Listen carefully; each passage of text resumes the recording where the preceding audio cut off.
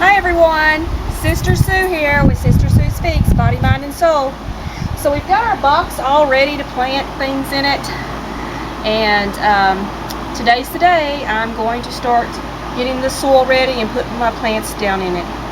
I started off with a layer of native soil.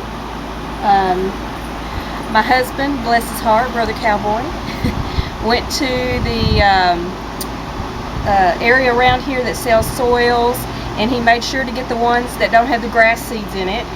So I've got native soil is my first layer. It's about 1 to 2 inches deep. And the next thing I want to do is I'm going to put potting soil down. So you layer, what you do is first 3 layers. The first layer is your native soil. Then you've got your potting soil right here. That's going to go down next. And then I've got over here, I've got coconut coir. When you buy coconut coir, you can buy it on Amazon.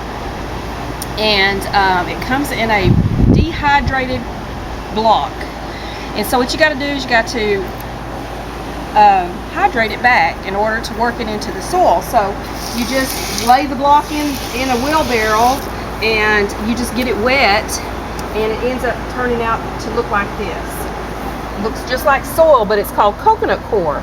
And what it does is help hold the hydration, and that way you don't lose too much water. We live in Texas, and it's a really dry area, so this kind of helps with the hydration of your plants. So then after you do that, we have our worm castings. That's an organic fertilizer. It's a soil builder, so we layer it with worm castings. And then you have mycorrhizal. You've got mycorrhizal fungi is what that is, and it helps to build the roots of your plants. It's a root builder. And then you've got the last thing that you layer it with is azomite, which has minerals, and it has nutrients in it that helps to feed your plants. And the last thing that we do is after we've layered everything, you're going to, your first thing, watering of the soil. I've got fish fertilizer. You put a half a cup to a 5 gallon bucket, and you pour that all over the soils. And then after you do that, you're ready to put your plants in.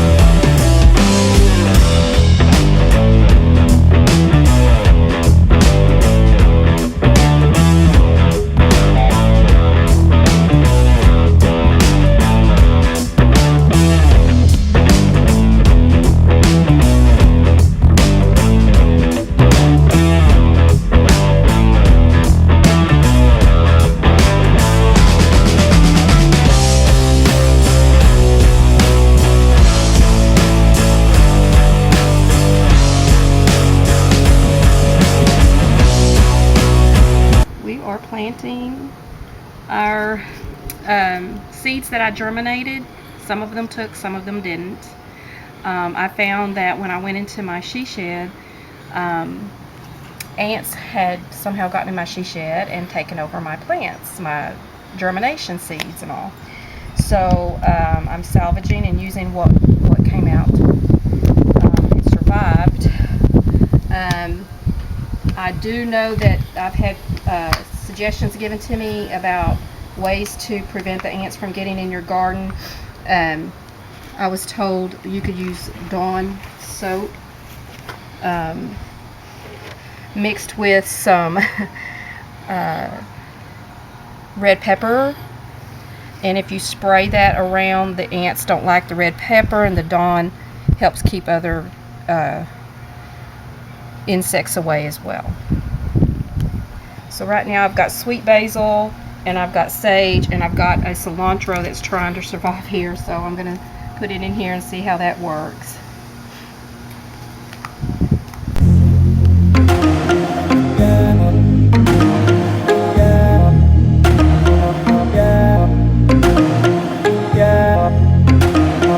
Yeah.